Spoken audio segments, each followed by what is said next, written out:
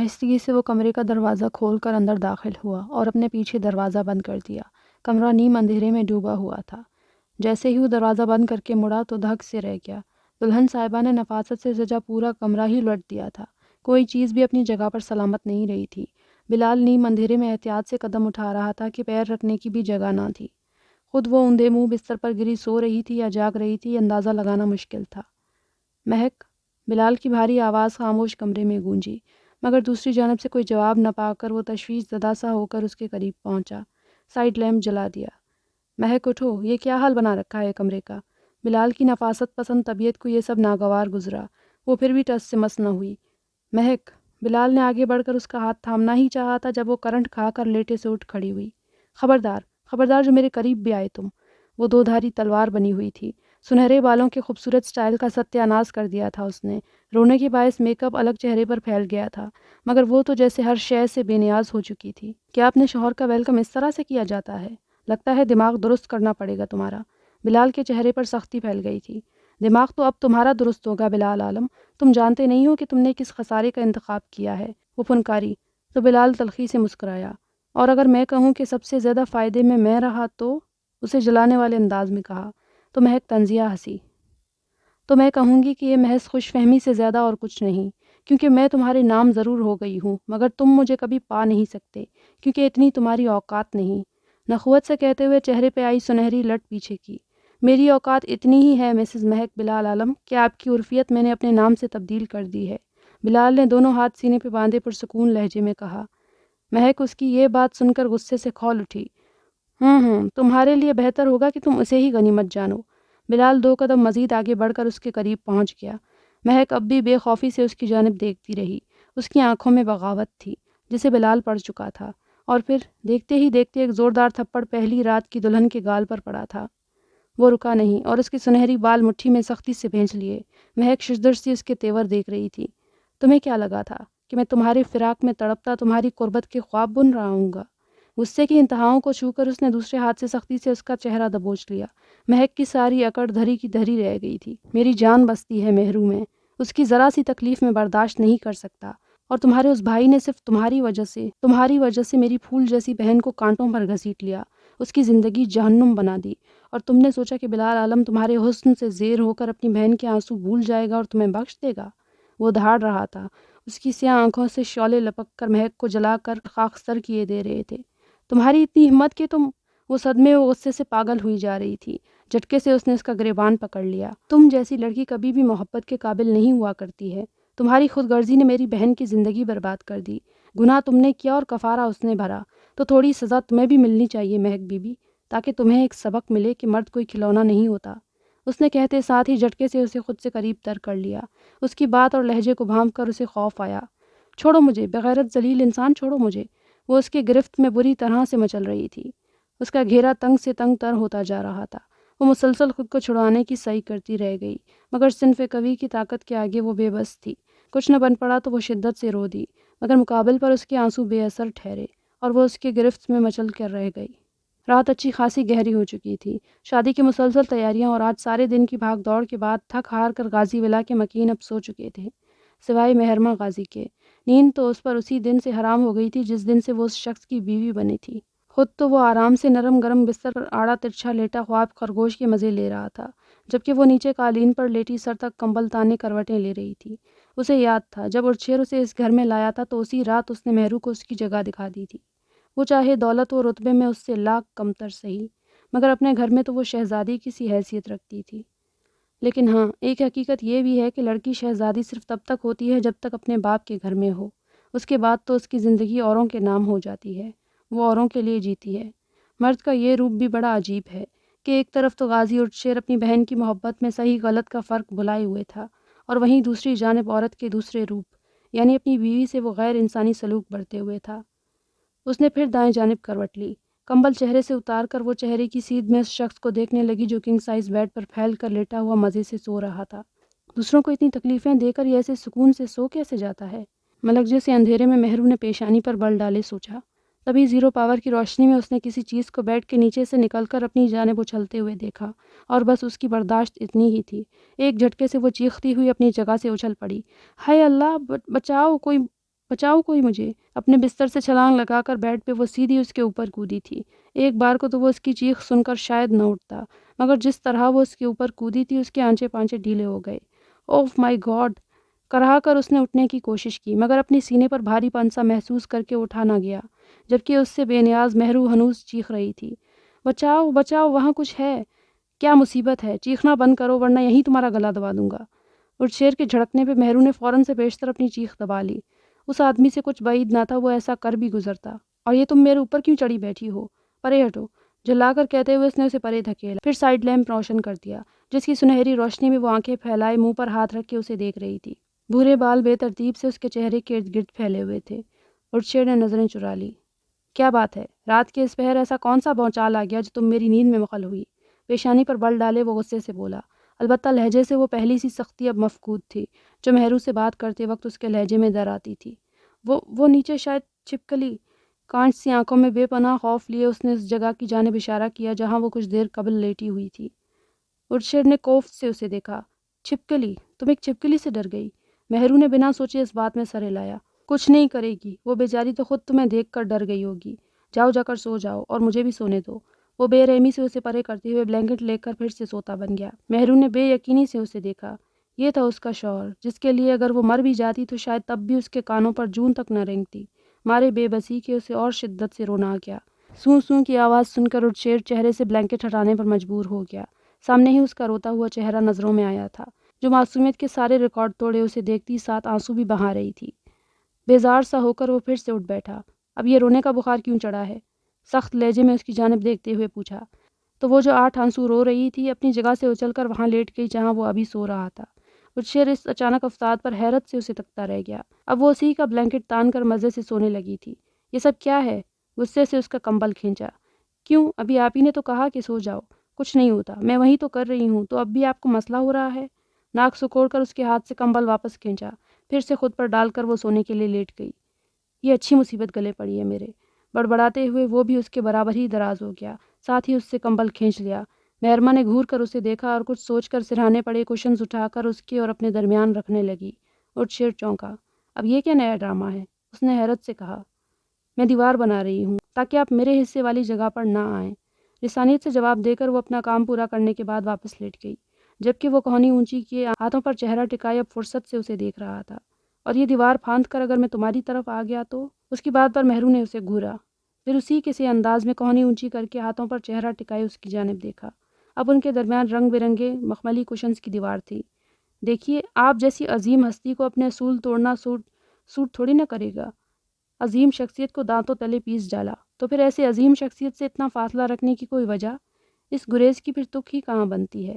وہ جانے کس احساس کے تحت اس سے یہ سب کہہ گیا، جبکہ مہرو اس کی اس بات پر لاجواب ہو گئی۔ فکر مت کرو، کردار کا میں پکا ہوں اور اپنے نفس کو لگام دینا مجھے آتا ہے۔ سو جاؤ اب، وہ سنجیدگی سے بولا، جس سے مہرما کی پریشانی زائل ہو گئی۔ دونوں ہی ایک دوسرے سے رخ موڑ کر سو گئے۔ فاصلہ اب بھی حائل تھا، دونوں اب بھی ایک دوسرے سے اجنبی ہی تھے۔ مہرو کو اس شخص سے لاکھ اختلافات سہی، مگر اتنا ضرور تھا کہ اس کے دل سے ارشیر کو لے کر وہ خوف اب ختم ہو چکا تھا۔ شاید وہ اب سمجھوتا کر رہی تھی حالات سے۔ صبح کے 8 بج رہے تھے۔ غازی ولا کے مکین اس وقت ڈائننگ ایریا میں موجود ناشتہ کرنے میں مگن تھے۔ گھر کا کوئی بھی مکین چاہے کتنا بھی مصروف کیوں نہ ہوتا، مگر کھانا بہرحال ایک ہی میز پر اکٹھا کھاتے۔ یہ اصول بیجی کا بنایا ہوا تھا، جس سے انحراف خود عثمان غازی بھی نہیں کرتے تھے۔ ہاں، البتہ مہک اپنی من مرضی کرتی تھی، مگر آج وہ نہ تھی تو بیجی بھی اداس تھی۔ یہ نئی دلہن کہاں ہے بہو؟ اسے بلواؤ، آ کر ناشتہ کرے۔ سربراہی کرسی پر براجمان بیجی نے مہرو کی کمی محسوس کرتے ہوئے نگہت بیگم سے استفسار کرنے کے ساتھ ساتھ حکم بھی سنایا، تو خاموشی سے ناشتہ کرتے اور شیر نے ایک پل کو ہاتھ روک کر انہیں دیکھا اور پھر سے کھانے کی جانب متوجہ ہو گیا۔ میں اسے دیکھ آئی ہوں بیجی، سو رہی تھی تو میں نے جگانا ٹھیک نہیں سمجھا۔ پچھلے دنوں جو کچھ بھی ہوتا رہا ہے اس سے اس کا ذہن بہت منتشر ہوا ہے۔ اتنا بڑا دکھ جھیلنے کے بعد اب جا کر تو وہ کچھ سنبھل رہی ہے۔ اسے دیکھ کر لگا جیسے آج کئی دنوں بعد جا کر وہ سکون سے سوئی ہے، جس پر بیجی نے بھی سر ہلا کر ان کی تائید کی، جبکہ ارشیر اپنی جگہ چور سا بن گیا۔ شادی بہرحال جن حالات میں بھی ہوئی ہو ان دونوں کی، مگر اب ایک دنیا جانتی ہے کہ غازی ارشیر نے شادی کر لی ہے، تو ظاہری بات ہے کہ دنیا داری نبھانے کے لیے رسم و رواج کی بھی پاسداری کرنی پڑے گی۔ نگہت بیگم، بہت سارے انویٹیشن آئے ہیں میرے حلقہ احباب کی جانب سے، نئے جوڑے کے اعزاز میں دعوت دینا چاہ رہے ہیں، تو میں سوچ رہا ہوں کہ لاٹ صاحب نے جب شادی کر ہی لی ہے اپنی منمانی کر کے، تو بیوی کی طرف بھی ذرا توجہ دے دیا کرے۔ عثمان صاحب نے ماتھے پر بل ڈالے اور شیر کی جانب دیکھتے ہوئے نگہت بیگم سے کہا، جی آپ ٹھیک کہتے ہیں، میں خود آج مہرمہ کو اپنے ساتھ مال لے جاؤں گی اور اچھی سی شاپنگ کروا دوں گی۔ نگہت بیگم نے مسکراتے ہوئے خیالات بتائے۔ اب یہ ان دعوتوں کی بلا کیا تک بنتی ہے؟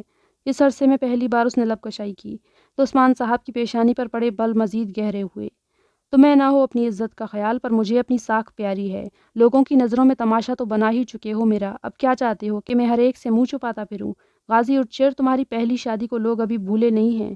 درِ پردہ جو چمگویاں کرتے ہیں اس کا اندازہ تم نہیں لگا سکتے۔ اسی طرح اگر تم شادی کر کے بیویوں کو کہیں رکھ کر بھولتے رہے تو یہ جو اتنا بڑا امپائر کھڑا کیا ہے بزنس کا، اسے سنبھالنے کے لیے پھر کوئی وارث نہیں بچے گا اس خاندان میں۔ عثمان غازی نے کرخت لہجے میں اس کی کلاس لی، جبکہ وہ ہنوز سر جھکائے بیٹھا رہا۔